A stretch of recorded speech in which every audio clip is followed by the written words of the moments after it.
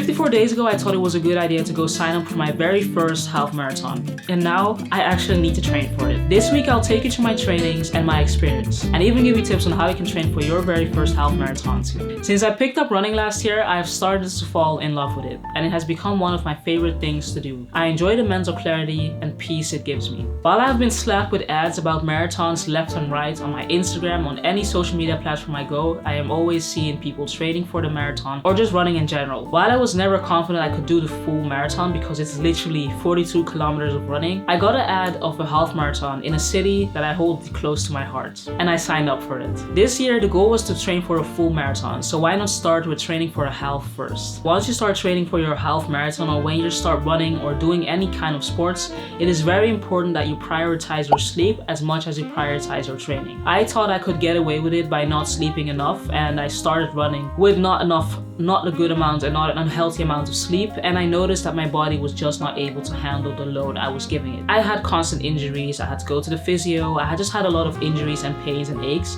and now that I'm sleeping consistent, I can see that my body is way happier with how I feel. I have way more energy to use during my trainings. Starting this challenge kind of forced me to become a morning person. I now start my days around 6 a.m, which is absolutely crazy because coming from a person who used to sleep a minimum of 5 hours.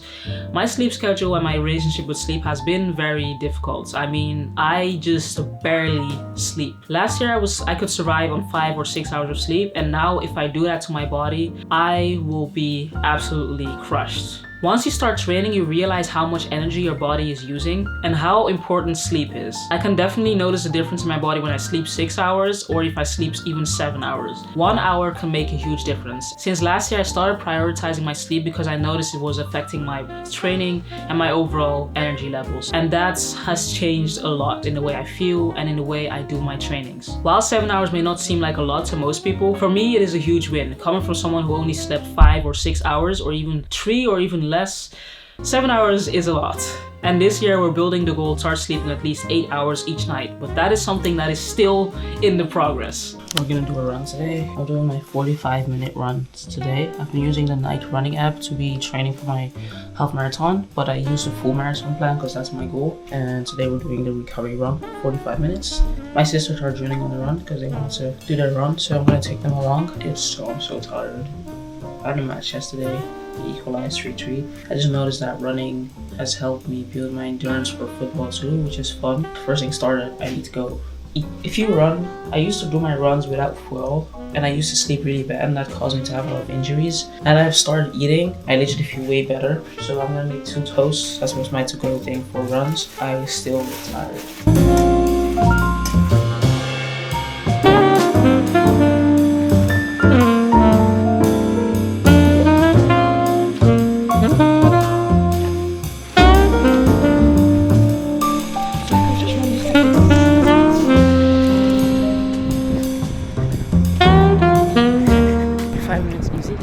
My calves always feel tight. I should have taken at least 1 gel, but I thought I wouldn't need it. Now I can feel that my energy levels are getting low because I just don't have enough fuel. I'm dying. Turn off the brain and go.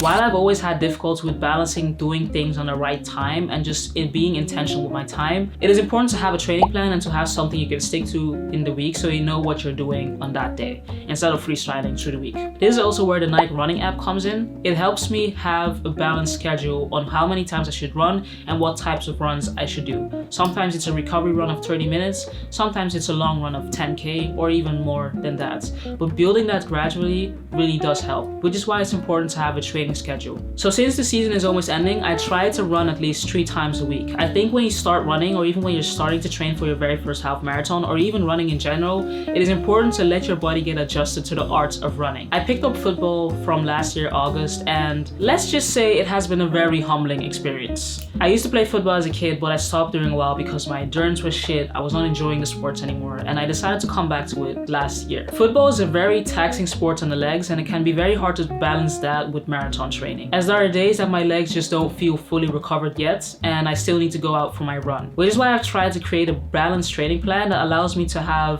a bit more structure and make sure I spread out my hard days evenly. Maar is wel, hij past wel, maar dan moet ik wel echt een outfit hebben die een beetje zo is. Je ziet eruit als echt je bent zo. Ook zo. Kan je niet een normale enkel doen? Of wat vind je ervan? Ja, maar ik wil jou te filmen nu.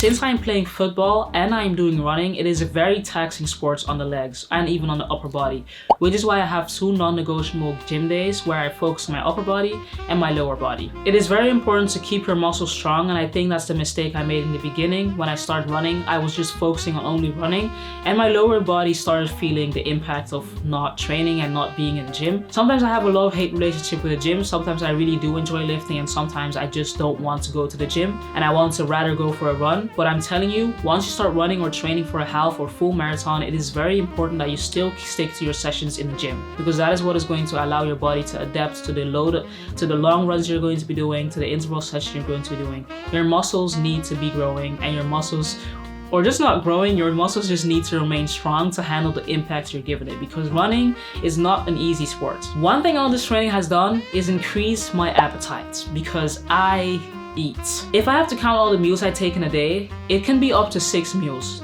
Not 6 full meals, but I can say that there are snacks here and there. I make sure that I always eat 3 times a day. I don't skip any meals, and I always have like 3 snacks in between, whether that's fruit or a smoothie or a protein shake.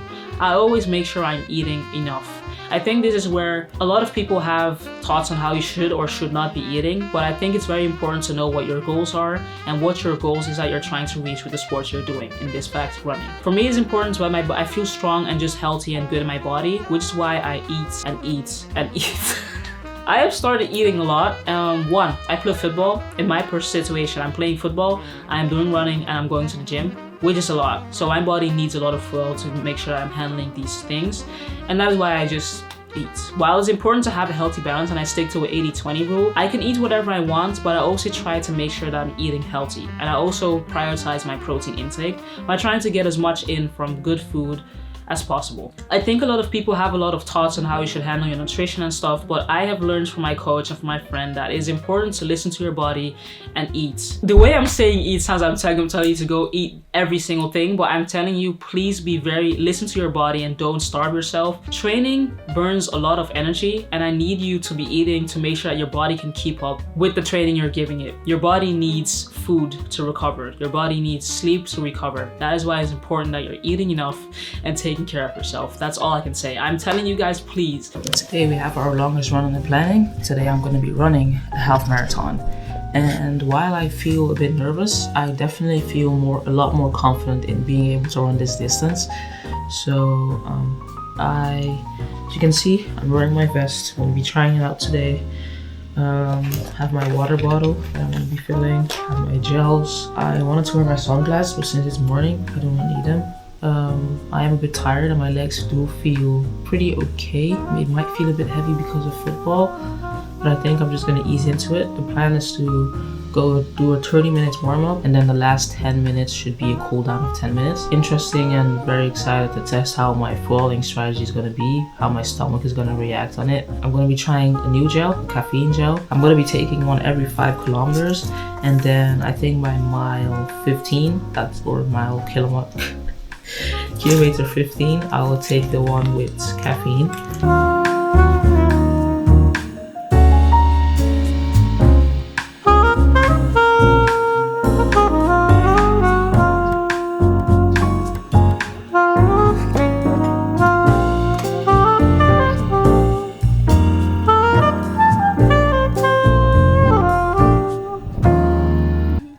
We're following our sister with her marathon. This is a real marathon training. She's trying to run that real half marathon, one that she needs to do to reach her goal. So we're just here to support her, and I'm already tired, but I have an electric bike and she doesn't. That's all. Long to try. feel okay. I don't want to run. I also don't want to run. That's why I'm on a bike, an electric bike, an e-bike. That's a baddie move right there. We're almost at 10k. I feel pretty okay mentally. Just my legs feel tired, but that's because of training. I had soccer training yesterday and we did intervals, so my legs feel heavy because of that. My sisters are keeping me company, so that actually helps. And mentally I feel okay. I feel like I can go on for a while. That I can speak means that I'm doing okay.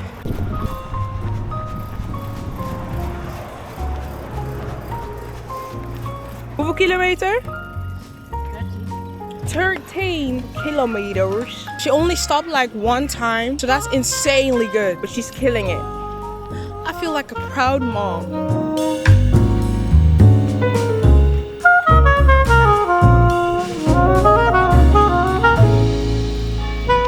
17k in. I'm good. Legs are dead. Mental is okay. I'm literally just singing out loud and making weird noises to keep me going. Been running for almost 2 hours now. Stopped once, which is one of the best things I've done so far. Now I'm gonna lock in and complete this half marathon. I look horrible. Damn. Completed 21 kilometers, 2 hours and 23 minutes, and I'm stinky. Ja, I'm smelling. She's smelling. Ja, je ruikt wel echt, je ruikt gewoon naar, you smell like egg. Rotti egg. Nee, not rotti egg, just like when you put egg and you put it in the sink.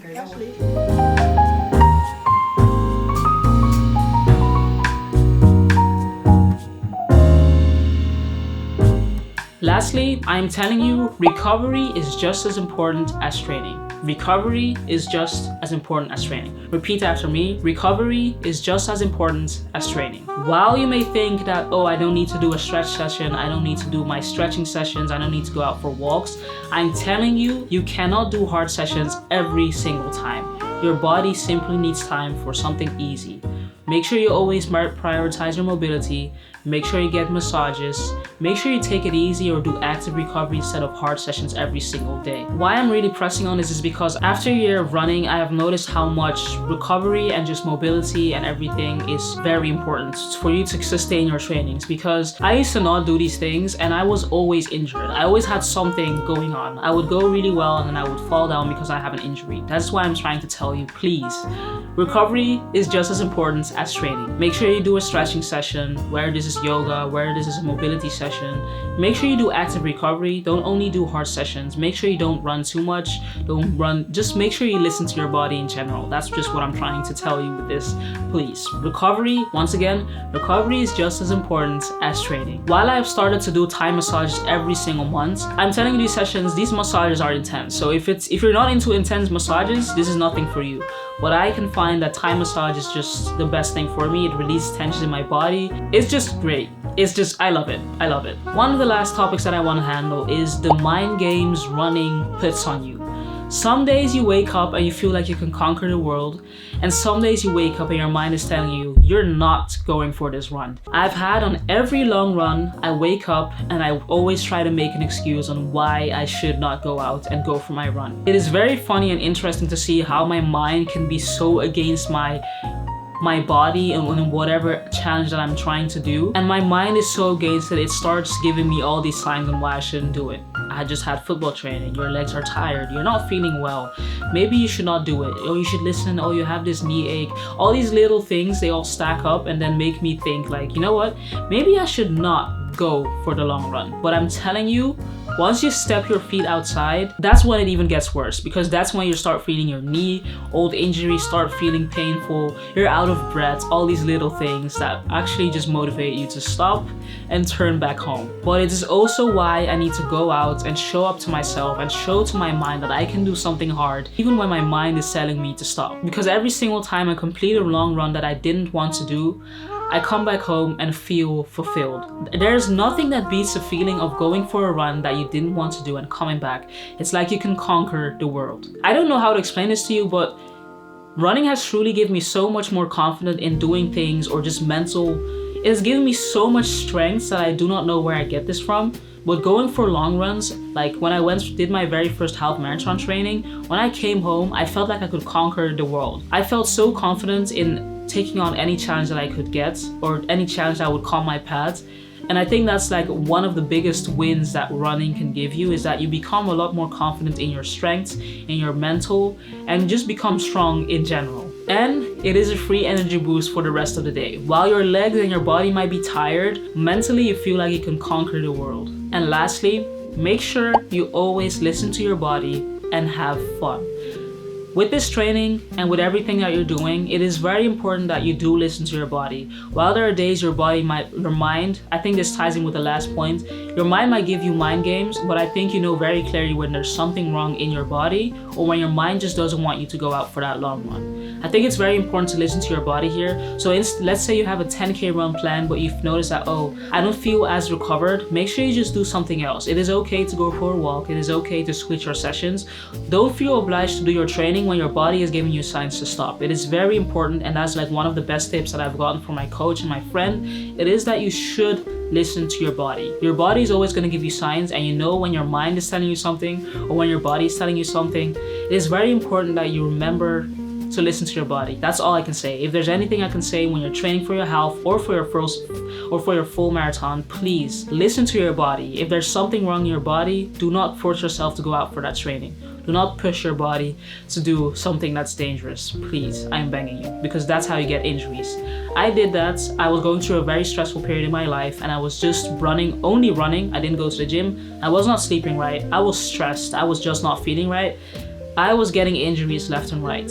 And some of those injuries can keep you out for months, can keep you out for weeks, and that destroys the progress of all the training you've done. So please listen to your body. Coming from someone who has always been injured with running, listen to your body, please. While my marathon is less than 30 days out, I am very excited and I feel 100% ready that I can do it. If you have any questions or anything you would like to know, please do let me know in the comments. While I'm not an expert, I can always try to see if I can help you. And if not, there may be other people in the comment section that can help you.